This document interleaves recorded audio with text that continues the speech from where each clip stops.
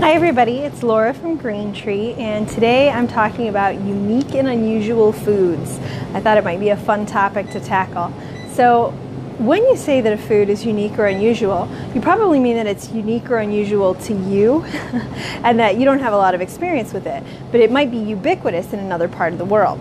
So most of the foods that I'm going to talk about today are foods that come from places other than the US or just North America generally. I'm ranging a little further afield with my selections. So hopefully some of these will be interesting to you guys. If there's something that you see me mention or that you'd like more information about, go ahead and say so. If there is anything that you would like to see me touch on if I do more unusual foods in the future, go ahead and throw that into the comments as well, and I will try and add it to the list. Hi Chris. So the first one we're going to talk about is fenugreek. So I wanted to do a bulk herb and spice because sometimes this department can be a little bit intimidating to people, and there's a lot of variety there. This is powdered fenugreek, so you can see it looks very similar to powdered ginger. Fenugreek seeds to me look like kind of a pale tannish yellow gravel, like tiny little gravel. Fenugreek seeds are unique to South and Central Asia. They're very popular in Indian cooking. It's hard to describe exactly what it smells like. It's kind of a combination of like a maple syrup scent or maybe a licorice and something more earthy like a dandelion root. Fenugreek seeds are actually used to create artificial maple syrup flavoring a lot of the time. But when you taste the powder, you do get that maple syrup aftertaste, but it's also quite bitter, which is really interesting. In order to take that bitterness down in traditional recipes, it will often be soaked or roasted ahead of time.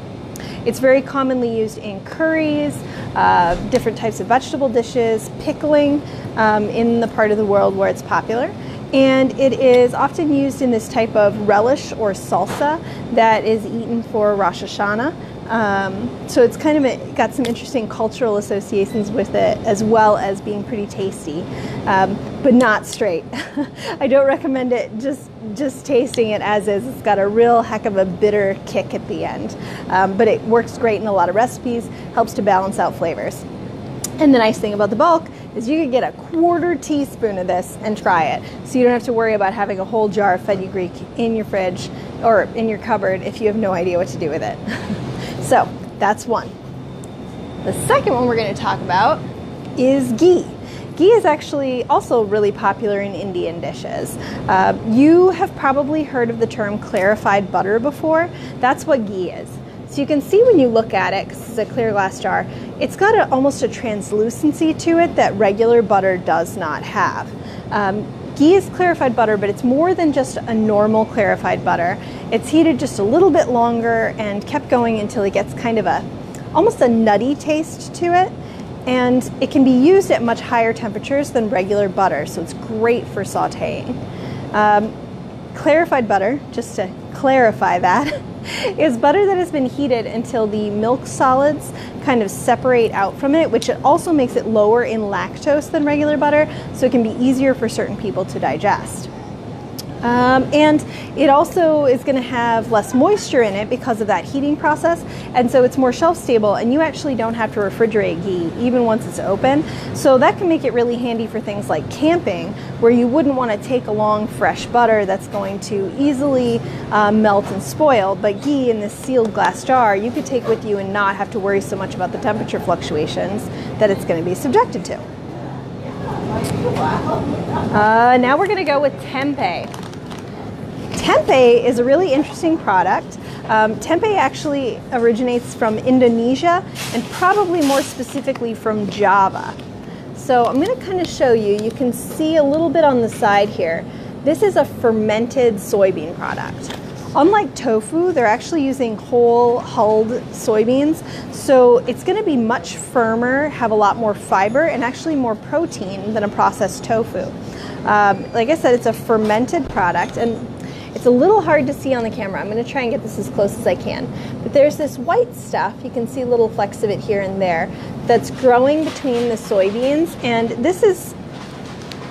it's kind of like a cross between a mold and a mushroom. I mean, it's technically a type of mold, but it forms this white stuff called mycelium, which is similar to the little fibers that are formed by fungus on like the roots of trees. And it holds it together, gives it its unique texture, and contributes to the flavor. Tempeh is firmer and drier than tofu. Like, you can't really see very well, but I'm pressing on this fairly hard and it doesn't have a lot of give. It can be sliced, it can be marinated, it can be baked, it can be deep fried, it can be sauteed. There's a lot you can do with tempeh, and again, it's a really interesting food. It's also apparently, and this I learned from Wikipedia. I knew a lot of stuff about tempeh already, but apparently it's the only major tofu or soy-based food that didn't originate out of Chinese cuisine originally. So yeah, it's from Indonesia and it's super versatile and you should check it out. Now cassava. So cassava, just want to make sure I'm doing these in the right order so I don't lose track of where I'm at. Cassava is kind of a tuber that grows on a shrub. It is native to Brazil, but it grows in a lot of other areas of the world now. It's been cultivated there. Unfortunately, this doesn't really have a little window on it, but it's a very fine white powder.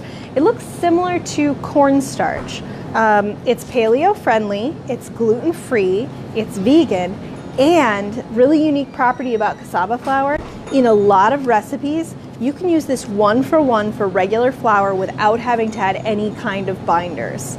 You might have to do a little bit of testing to work over a specific recipe where you're used to getting a very particular result. But for the most part, you can use it because the level of starchiness in it is such that you don't have to add those extra little things into it that sometimes can be a problem when you're looking for an allergen-free recipe. You can just straight up use it on its own. There's a really great tortilla recipe on the back, which is backwards for you guys, sorry. But I think I'm actually going to try that one out and let you know how it goes. But it's really easy. It doesn't require the different kinds of binders and soakings that you would have to do with a corn tortilla recipe, but it doesn't have any of the gluten that you'd have in a flour tortilla. So that's kind of a unique thing. Just want to make sure I'm not forgetting anything here. Oh, yeah. This is the same plant as tapioca, which is kind of cool. So those little tapioca granules, tapioca pudding, that also comes from the same plant as cassava flour, which it's also called manioc. And you can see on here, they refer to it as yucca with one C, but that's not at all related to the yucca plant. It's a whole different thing. So yeah, you can use it as a 1-to-1 flour replacer. Same thing, or originating plant as tapioca, and really easy to work with. I'm gonna actually sample these really tasty little chips made from it later today. They're kind of a cross between a chip and a cracker, and I like the texture a lot. So if you're curious, come down and try these. All right, seaweed snacks. These can be very divisive. I open it up so you could kind of see what they look like. They're these thin, crispy little layers of seaweed. It's basically been kind of chopped and dried into this savory little snack. Some people like them just as they are. If you like sushi with that nori wrap, you will probably like seaweed snacks. If not, you probably won't, but they're worth a shot. You can eat them just as they are, like a snack, or you can chop them up and use them as a garnish on a salad or another dish. And they're also popular dropped into ramen or different types of soups like a tofu soup or a miso soup.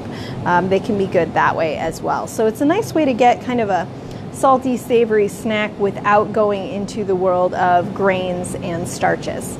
So fun, interesting food that some people love and some people hate. If you want to find out which you are, come down and try them. Fermented vegetables. Okay, so I've talked about quite a few different fermented vegetables before. This is a type of kimchi. They all have a similar kind of thing going on where you'll see there's all these chopped veggies and then there's quite a bit of liquid.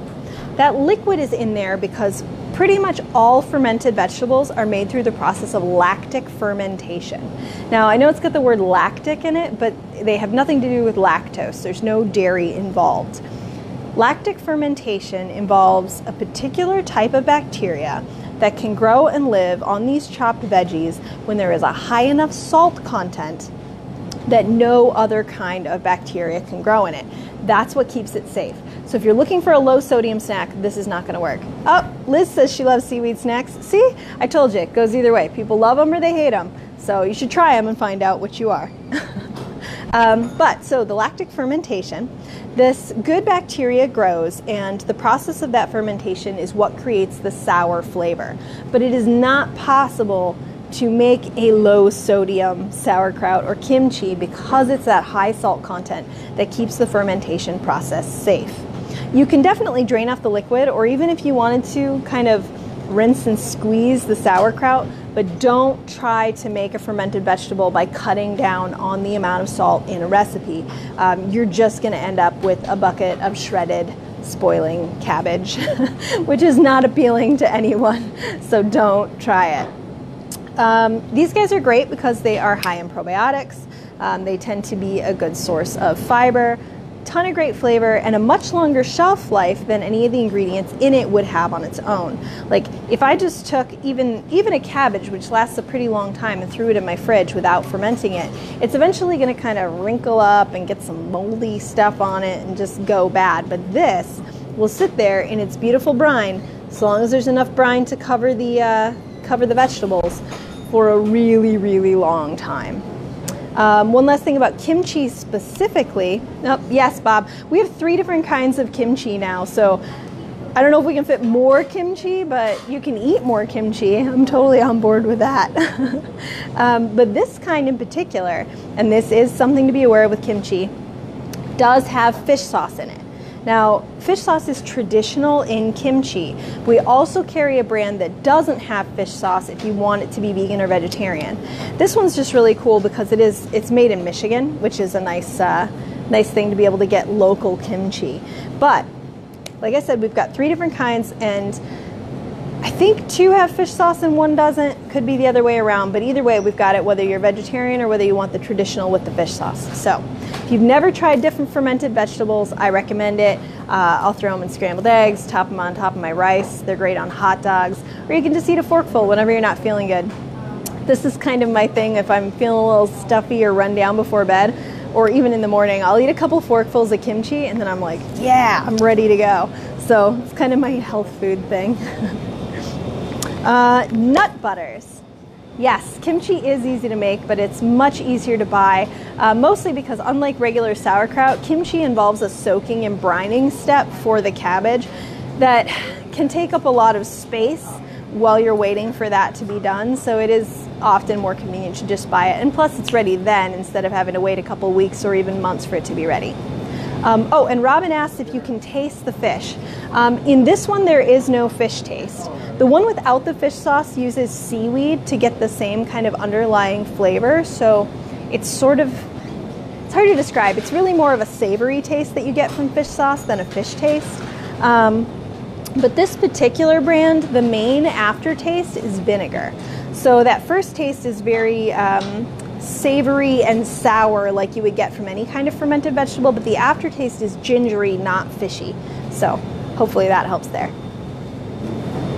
When you eat too much cheese, you like to eat kimchi. So that's a suggestion we got in one of the comments, is if you eat too much cheese and you need to kind of calm things down, try some kimchi. Oh, and I think Liz is volunteering to send us a recipe for kimchi. She says it only takes a couple of days, so hopefully she'll email me that and I can share it with you guys later. But we're gonna go on to nut butter, because I don't wanna skip any of these guys. So, the thing about nut butter, most of us think of peanut butter, but peanuts are actually a legume. So you can make nut butter out of a lot of different things. Nuts, seeds, you can even make nut butter out of certain kinds of harder dry peas. So one example I have of a nut butter that's actually a seed butter is tahini. And something I want to show you, it's a little hard to see in the picture here, but there's like a layer of oil in the top of the jar that'll move as I tilt it. See there, you can kind of see the edge of it. And the reason that happens is because the things you can make nut butter out of are kind of pretty universally high protein but high fat. So if you can press it and make an oil from it, and it's like a nut, a seed, a legume, you can probably make a butter from it. You can make soy butter. You can make sunflower butter. Actually, I have some sunflower butter here. This one's made in Michigan. It's a very nice creamy pale texture, and it tastes really good. So there's a lot more options than just peanut butter, and you can use these in pretty much the same way. The only thing is, most of these natural ones need to be stirred because of that layer of oil. And again, the reason they have that is because they are a higher fat thing to begin with, and that's what lets you get that smooth, creamy texture when you roast and blend them. My pronunciation is being corrected. But tahini and sunflower seed butter, soy butter, roasted pea butter, pepita sunseed butter, which is pumpkin seed butter, are all really tasty alternatives to peanut butter. And they're different from like the almond butter or cashew butter that you might be familiar with. Each one has its own unique flavor. You can use them in sauces, you can use them on sandwiches, put them in wraps, try them in a dessert that normally calls for peanut butter, and there's just a really wide range of flavors that can give you a lot of unique tastes and different nutrition profiles. So if you have an allergy to one of these things, you can almost certainly find a replacement that's going to be pretty easy to use.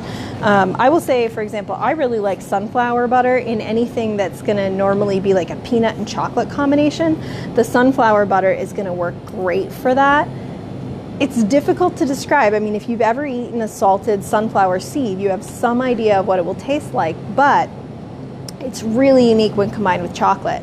So it's fun to experiment with the different ones. And then some that you might normally think of as just savory, like tahini, which is made from sesame seeds, can also be used in different kinds of desserts. Thank you. I got a shout out. I appreciate it. Thanks, Arde. But yeah, you can really use these in a lot of different ways, and it's fun to experiment with them. But the tahini is just as good in desserts. If you look at a lot of Middle Eastern desserts, they'll often have a sesame component, and it can frequently be from tahini. It's a unique, toasty, kind of earthy flavor that's different from peanut butter, but really good. Oh yeah. Good comment. I forgot to mention this. So Beverly says if you use sunflower butter instead of peanut butter in something like a bread or a pale cookie, this won't happen with a chocolate cookie, but in a pale baked good, it'll create a green color in the center. Some people actually really like that reaction. It's similar to how if you don't pre-cook celery or onions and you're making something like meatloaf, the middle will stay pink. It's not that it isn't cooked, it's a chemical reaction. So the same kind of thing can happen with sunflower butter. If you bake with it, you'll end up with a green color in the center if it's not getting color from something else. So if you were making, say, like a red velvet cake or something chocolate, that will totally cover over the color that this creates. But if you don't want a green center, don't just throw this in a peanut butter cookie.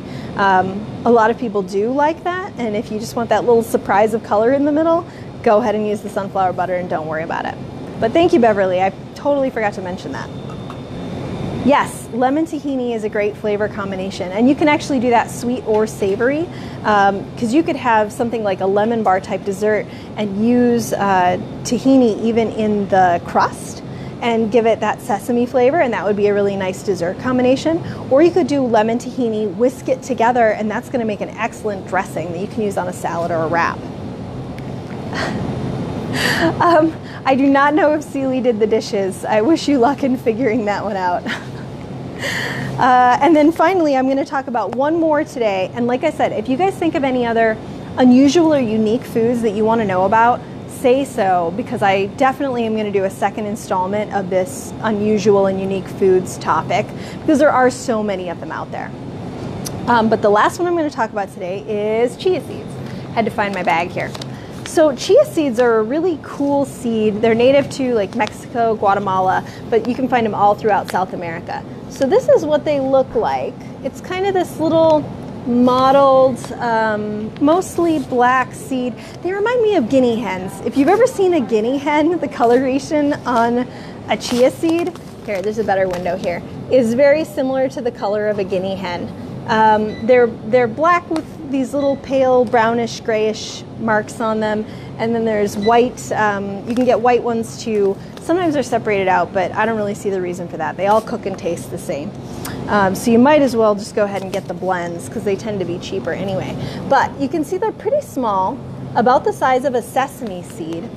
They're great because they are high in protein, high in fiber, and high in omega-3 fatty acids, which are good for your brain and heart, among other things.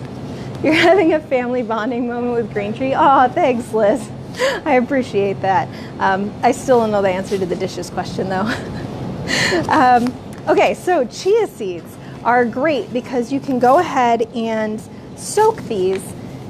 And so I learned this the hard way. I've done this with lots of other juices, but I never tried it with cranberry before. And apparently they don't fully hydrate in cranberry juice because it's so acidic. But you can kind of see on the top here that when you hydrate chia seeds, they form like a gel. You can make puddings, you can make juices, you can blend these into a smoothie to get like a thicker, almost a puddingy texture, while adding all of that protein and fiber and omega-3s. So it's really versatile that way. Now, I wouldn't recommend, say, sprinkling them on top of a salad or a cereal the way you could with a sesame seed or even a pumpkin seed, because chia soaks up a ton of water. That's why it makes that gel. So these little guys, if you put them in, say, like a cracker and you're eating the cracker, check your teeth because 2 hours later, you're gonna have like hydrated chia seeds stuck all through your teeth as they like soak up your saliva, because they really will soak up a lot of liquid.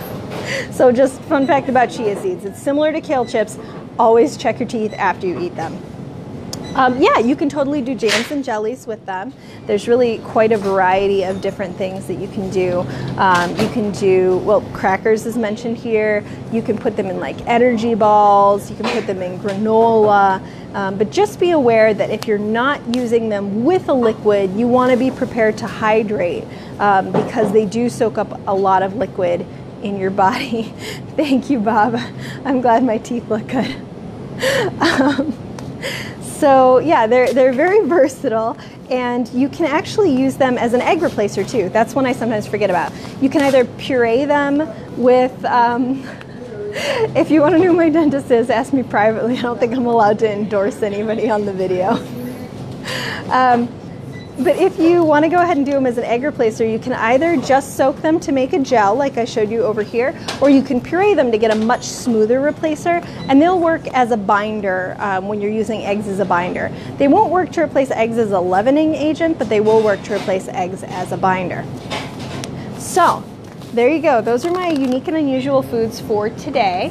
I did see a question about what to do with the big chunks of ginger root, so I'll add that to the list.